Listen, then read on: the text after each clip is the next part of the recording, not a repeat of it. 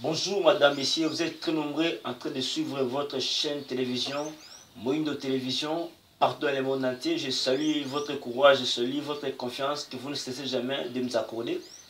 Je vais rappeler ici que l'actualité de notre pays, jusqu'à ce jour, reste dominée par la désignation des nouveaux présidents de la CENI qui va succéder Corneille Nangaa à la tête de cette institution.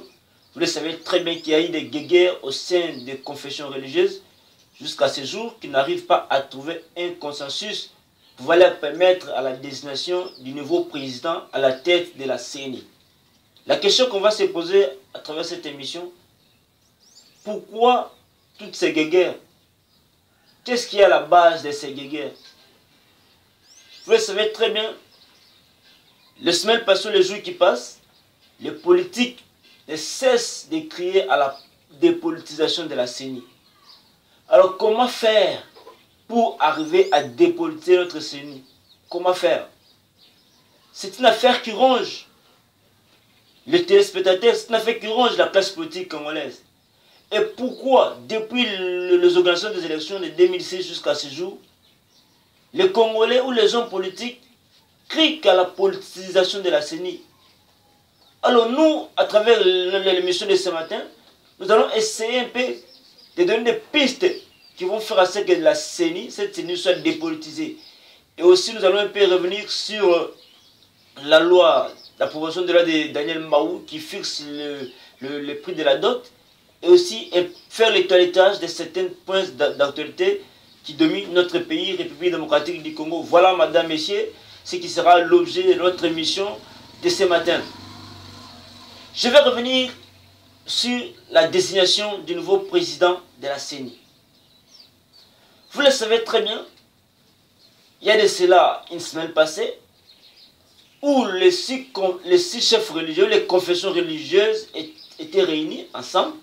Les 8 chefs religieux étaient réunis autour d'une table pour trouver un consensus. Vous le savez très bien, il y avait 6 chefs religieux qui avaient opté pour Denis Kadima et les 2 autres étaient contre. Suite à cette discordance, les 2 partis ne se sont pas mis d'accord sur le choix du président de la CENI. Et l'affaire a été renvoyée à l'Assemblée nationale. À son tour, M. Mosso n'avait pas voulu traiter l'affaire. Il l'a renvoyé au sein des confessions religieuses pour qu'ils puissent trouver un consensus, un compromis. Mais qu'est-ce qui est arrivé par la suite? Nous avons constaté que les confessions religieuses entre eux n'arrivent pas à trouver un consensus, n'arrivent pas à se mettre sur la même diapason sur le choix du nouveau président. Nous allons vous faire comprendre, même si aujourd'hui, les confessions religieuses se mettent d'accord. Oui, bien sûr que hier, j'avais suivi l'un des communicateurs du Fonds commun pour le Congo, qui estimait que le Fonds commun pour le Congo enverra son candidat si seulement si il y aurait consensus au sein des confessions religieuses. Il y a aussi un problème qui se pose. Il y a l'ensemble pour la République qui se dit non, partant pour les membres de la constitution des membres de la CENI. Il y a aussi l'INC qui s'est prononcé. Il y a bouclage sur tous les niveaux. Vous savez, le problème de la politisation de la CENI, c'est un problème qui est d'ordre politique. Il y a les intérêts politiques qui clament. Puisque les politiciens veulent à tout prix gagner les élections en 2023, veulent à tout prix gagner la majorité, et les seuls appareils sur lesquels ils peuvent s'appuyer, c'est la CENI. Et c'est pourquoi vous verrez avec moi que dans l'affaire de la désignation du nouveau président de la CENI, il y a la mainmise des politiciens.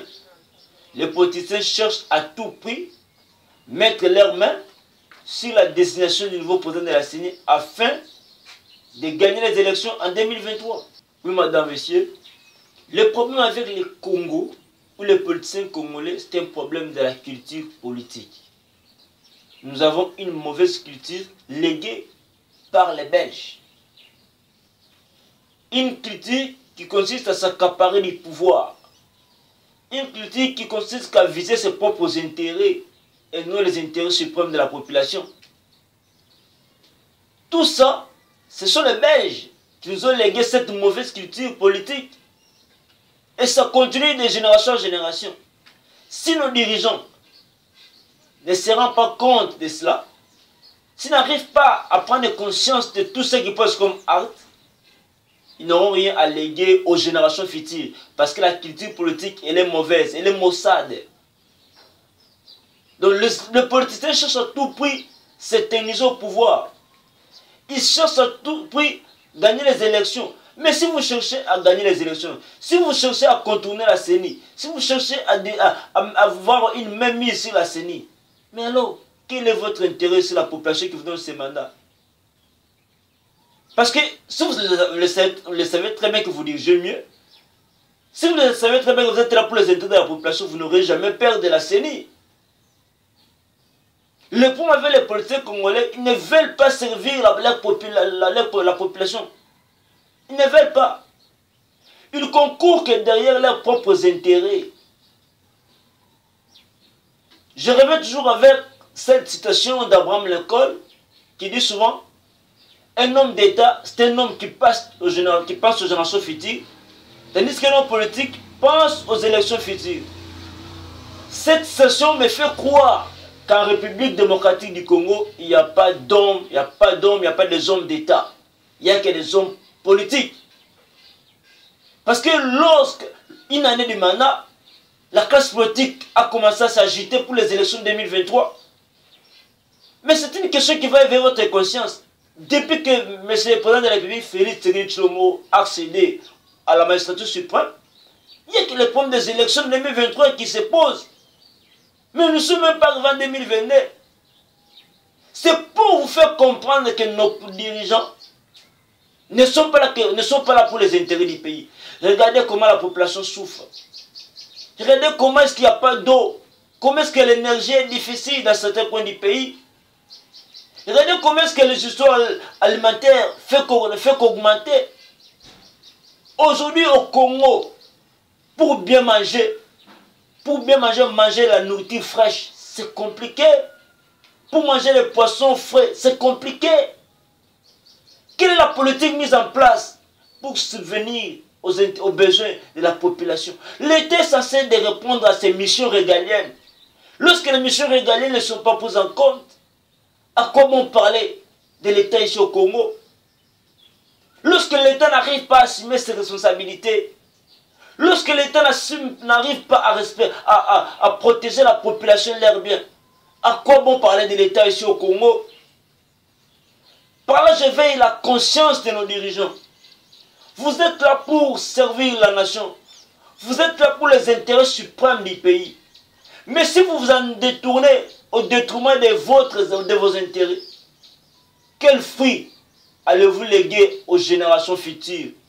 Si vous êtes que là pour discuter à propos des élections de 2023, qu'est-ce que vous allez léguer à cette population qui vous a donné les mandats, ces mandats électifs?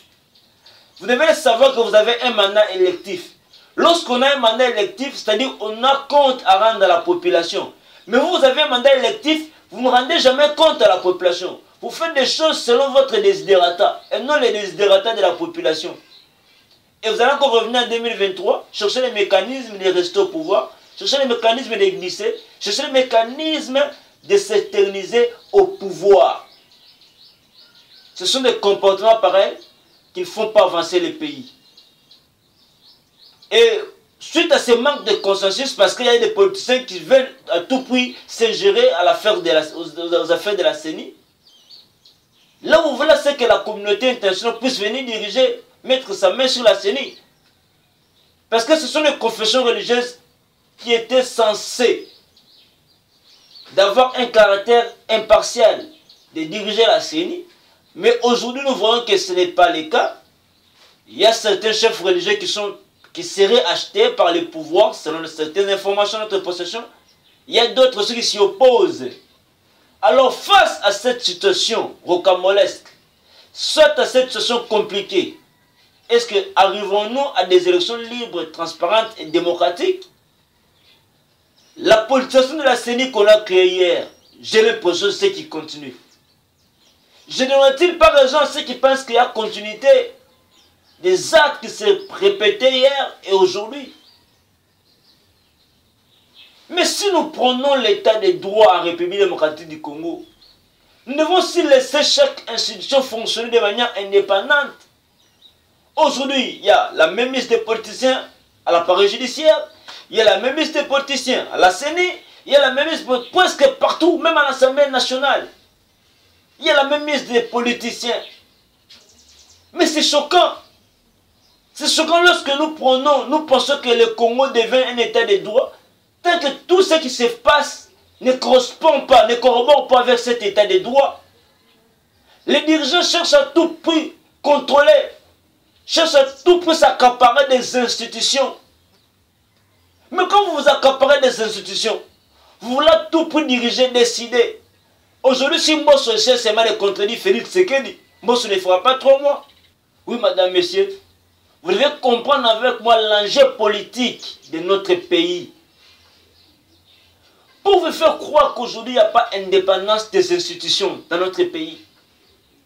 Aujourd'hui, comme je l'ai dit, si Mbosso ose seulement faire vote face à Félix Tshisekedi, Mbosso ne fera pas 1 mois. Mbosso ne fera pas 2 mois à la tête de l'Assemblée nationale. Pourquoi? Parce qu'il n'y a pas l'indépendance des institutions. Parce qu'il y a une institution qui veut à tout prix s'accaparer des autres institutions. Et aujourd'hui, avec la CENI, si vous voulez que la CENI soit indépendante, mais laissez les confessions religieuses choisir leurs dirigeants, leurs représentants.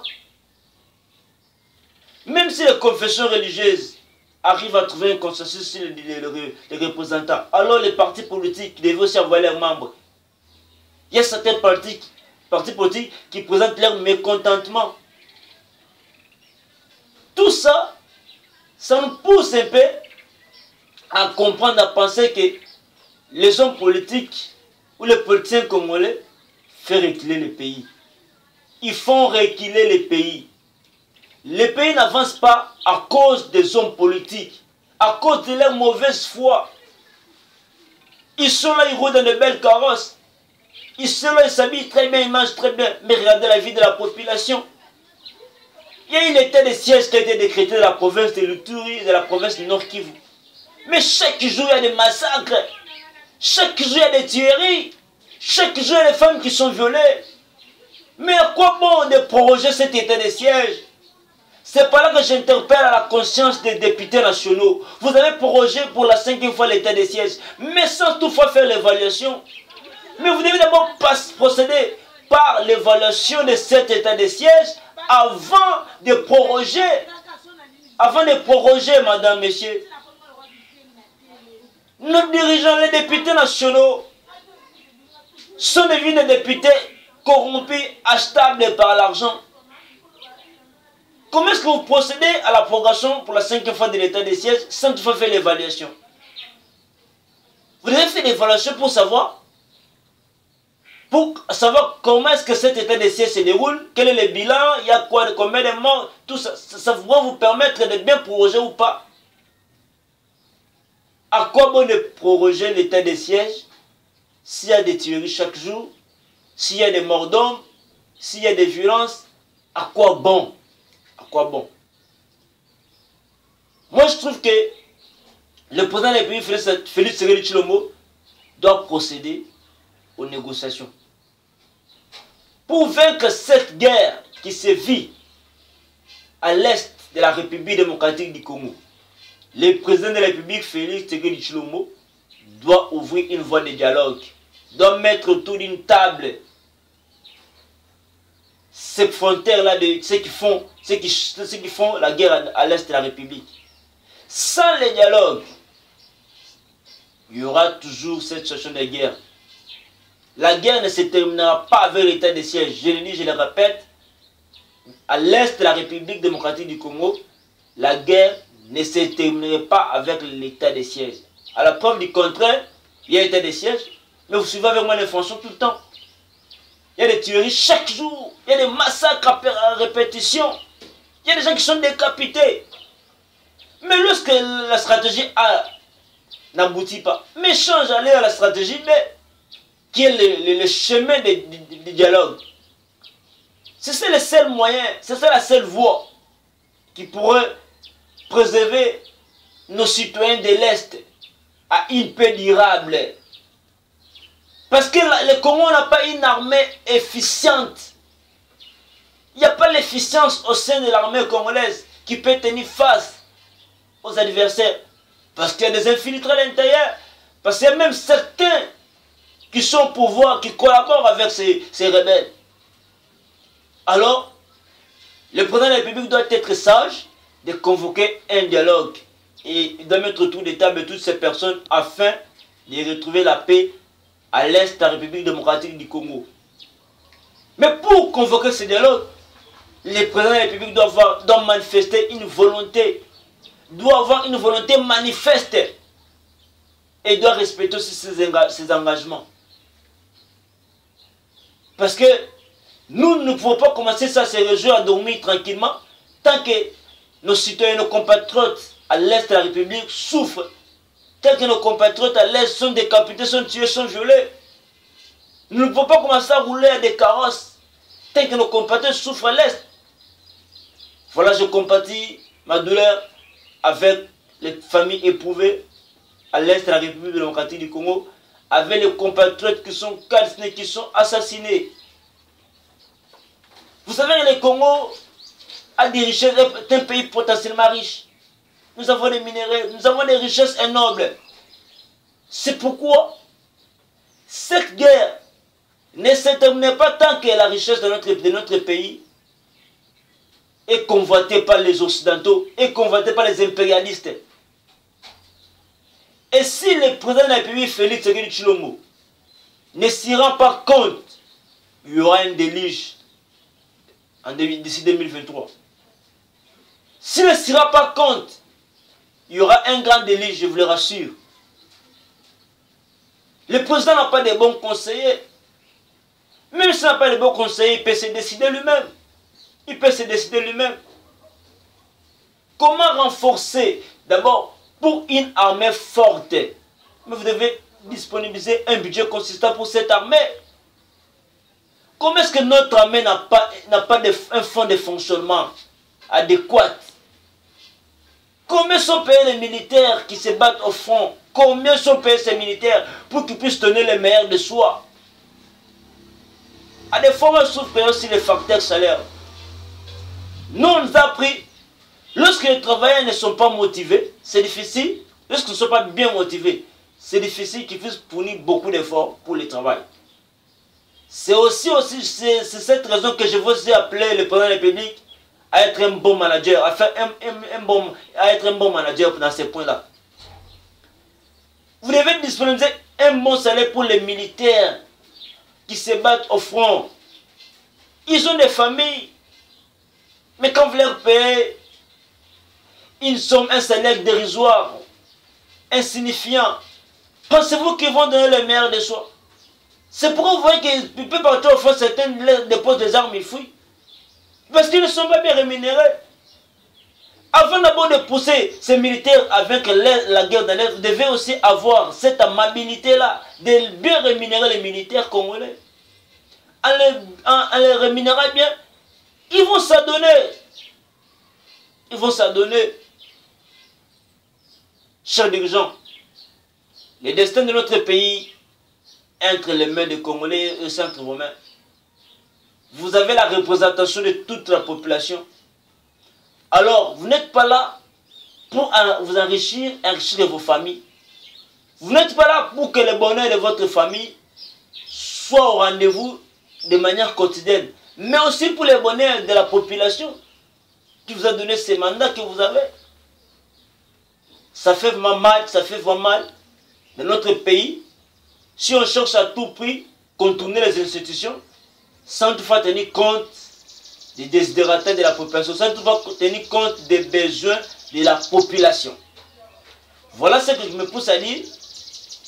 Le président de la République, lui qui est le garant de la nation, lui qui est censé assurer le bon fonctionnement des institutions, de se décider, de se décider de dire non aux mains mises des politiques dans l'affaire de la désignation du nouveau président de la CENI. Le président de la pays, si vous savez que vous avez bien dirigé, si vous savez que votre bilan est positif, mais pourquoi? Pourquoi tous ces guéguerres? Pourquoi toutes ces guéguerres? Ça risque encore d'amener le pays dans un chaos. Mais si vous êtes là pour le Congo, si vous aimez le Congo, cher président de la République, vous devez aussi privilégier les intérêts de la population. Vous devez privilégier les intérêts de cette population qui souffre. Une population qui est croupie dans la misère. Une population qui est croupie dans la souffrance. Mais les intérêts sont, le privilège est réservé qu'à une catégorie d'individus. Et ça n'a pas si. Il y a un peu de la boue. Totika, kokotsa le maboko il y a des politiciens à CENI. CENI sénégalaise est indépendante. Tango les politiciens sont tango nyonso. Kocha mabona bango pote destination ya président CENI est effectif. Il y a une seule to kutana ba mikakatono tozana ngolelo. Pote ya politiciens ba lingete kanina na bango leka ba koka koyiba malamu na 2023. Oyo ezali malamu te soki moke. Si vous avez besoin de faire un malamu, vous avez l'élection 2023 pour nini. Pour nini, si confession, il y a Dodo comme vous êtes un serviteur de Dieu qui est corrompu. Vous n'êtes pas le modèle. Vous savez comment est-ce que vous êtes arrivé à diriger le CC. Dodo Kamba, je m'adresse particulièrement à Dodo Kamba, qui n'est pas un vrai modèle pour l'église. Vous êtes passé à la tête de l'SCC par la corruption.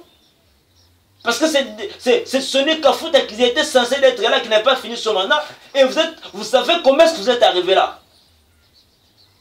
Dodo Kamba, vous devez vous repentir. Vous devez vous repentir, Dodo Kamba. Je cite, le pasteur Dodo Kamba doit se repentir.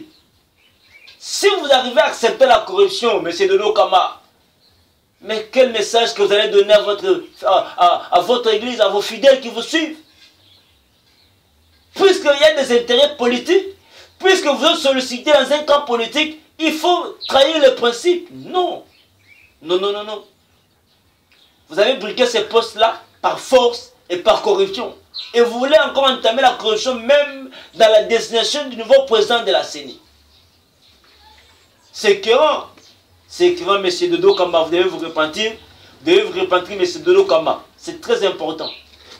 C'est vous qui êtes le frontière de ce trouble, de ces guerres au sein de la désignation du nouveau président de la CENI. Ça fait mal, mais nous allons parler la vérité. Nous sommes là pour la vérité. Ce moment de désignation à Mokoya, président CENI, c'est parce que les politiciens, balingete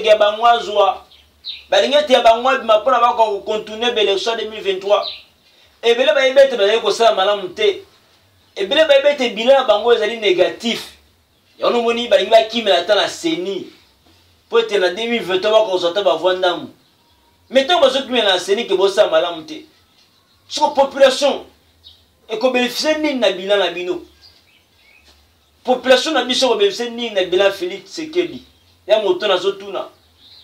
Si le loba jeune bilingue basa misala, basa ba classe plutôt misala les alités. Et bateau bazo censé payer à couper ça misala. Comment est-ce qu'ils traitent les Congolais? Comment est-ce que les Indiens traitent les Congolais ou bazo engagés? Comment est-ce que les particuliers traitent les Congolais? Tout ça c'est parce que l'État n'a pas une bonne politique d'entrepreneuriat. Il y en a l'autre souffrir. Il y en a l'ombo que je comment à cause de cela. Ça fait mal, mais nous devons dire parce que c'est la vérité. Nous ne pouvons pas cacher la vérité. Voilà, madame, messieurs, pour que la CENI soit indépendante, ça demande l'implication du chef de l'État. Pas seulement son implication, parce que aussi sa bonne volonté de faire promouvoir l'État des droits en dépolitisant la CENI. À ce moment-là, l'histoire retiendra que Félix Tshisekedi est le seul président qui a tiré la CENI indépendante. À côté de la CENI. Mais on ne pas l'histoire dans le monde. Cher président, faire un mandat, ce n'est pas un péché. Si vous savez que le bilan est négatif, faire un mandat, ce n'est pas un péché. Ce n'est pas un péché. Vous resterez un seul président dans l'histoire qui a laissé et la place à une autre personne après avoir briqué quand même un seul mandat. Vous devez laisser les empreintes négatives et positives, allais-je dire. Mais si vous voulez emboîter le même pas, de vous éterniser au pouvoir, tant que la population souffre, de vous éterniser au pouvoir, tant que vos engagements ne sont pas respectés, vous serez plus haï que même le régime passé. Alors je vous invite à une prise de conscience adéquate pour les intérêts de la population congolaise. Voilà, madame, messieurs, je vais simplement revenir sur la proposition de loi de l'honorable Daniel Mbaou qui portait sur la fixation du prix de la dot. Vous savez, la loi de l'honorable Daniel, la proposition de loi de l'honorable Daniel Mbaou n'est pas du tout mauvaise, mais ce n'est pas prioritaire. Vous savez pourquoi est-ce que je dis que ce n'est pas prioritaire?